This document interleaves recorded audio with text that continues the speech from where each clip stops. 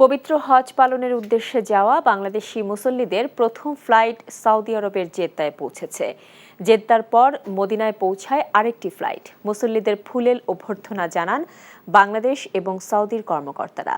এনটিভির Jeddah প্রতিনিধি মাসুদ সেলিম এবং Medina প্রতিনিধি ফরহাদের পাঠানো তথ্যচিত্রে শেখ খলিল সোহেলের ডেস্ক রিপোর্ট। ইসলামের পঞ্চম স্তম্ভ পবিত্র হজ পালনে সৌদি আরবে পা রাখলেন এবারের প্রথম ফ্লাইটের বাংলাদেশি মুসল্লিরা। স্থানীয় সময় বৃহস্পতিবার সকাল 11টায় প্রথম ফ্লাইটটি 415 হজযাত্রী নিয়ে জেদ্দার কিং আব্দুল আজিজ বিমানবন্দরে অবতরণ করে। সেখানে বাংলাদেশি মুসল্লিদের স্বাগত জানান রাষ্ট্রদূত ডক্টর মোহাম্মদ জাভেদ পাটোয়ারি সহ বাংলাদেশ হজ মিশনের কর্মকর্তারা।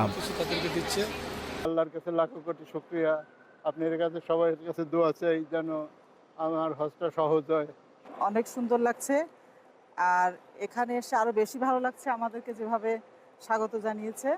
আজকে যাদেরকে রিসিভ করেছি তাদের মুখে যে হাসিটা দেখেছি, এটা আমার কাছে অত্যন্ত নিজের কাছে ভালো মনে হয়েছে। এই জন্য বিকজ এখানে নামার পর ওনাদেরকে আর সামান্যতম সময় এখানে বসে থাকতে হচ্ছে না, একেবারে ডোমেস্টিক প্যাসেঞ্জারের মতো ওনারা নেমে সোজা বাসে উঠে যাচ্ছেন।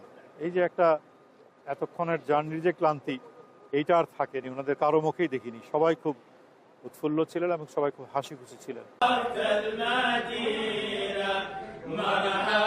এদিকে বৃহস্পতিবার বিকালে বাংলাদেশি হজযাত্রীদের আরেকটি ফ্লাইট মদিনায় অবতরণ করেছে। মদিনায় অবতরণ করা বাংলাদেশ বিমানের ফ্লাইটটি এবারের হজ মৌসুমের প্রথম ফ্লাইট। সেখানে মুসল্লিদের অভ্যর্থনা জানান মদিনায় নিয়োজিত বাংলাদেশ ও সৌদির কর্মকর্তারা। হাজিদের সাথে কথা বলে বা আমরা রিসিভ করার ক্ষেত্রে খুব প্রাণবন্ধন, এবং এক্ষেত্রে সৌদি কর্তৃপক্ষ যারা ছিলেন, বিশেষ করে রোড টু মক্কা, ওনারা আমাদেরকে সার্বিক সহযোগিতা করেছে। হোটেল কর্তৃপক্ষ অত্যন্ত আদরের সাথে যত্নের সাথে তাদেরকে গ্রহণ করেছেন, প্রাথমিক আতিথ্যতা দিয়েছেন। সব মিলায় অত্যন্ত সুন্দরভাবে আন্তরিক পরিবেশে সব কাজটুকু এখন করে শেষ হয়েছে ইনশাআল্লাহ। অন্যদিকে মুসল্লিদের উষ্ণ অভ্যর্থনা জানান মদিনায় যাওয়া হজযাত্রীদের আবাসনের দায়িত্বে থাকা বাংলাদেশি মালিকানাধীন মানাজিল আল মারজান গ্রুপ। আমরা অনেক ভালো হোটেল দিয়েছি, যেটা আমরা রেকর্ড করছি বিগত অনেক বছর ধরে, যেটা পারে করেছি।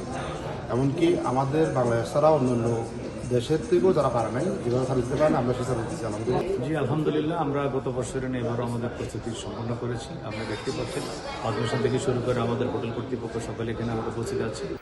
চাঁদ দেখা সাপেক্ষে আগামী 14 জুন পবিত্র হজ পালিত হওয়ার সম্ভাবনা রয়েছে। এবছর বাংলাদেশ থেকে হজ পালনের জন্য নিবন্ধন করেছেন 85,000 মুসল্লি।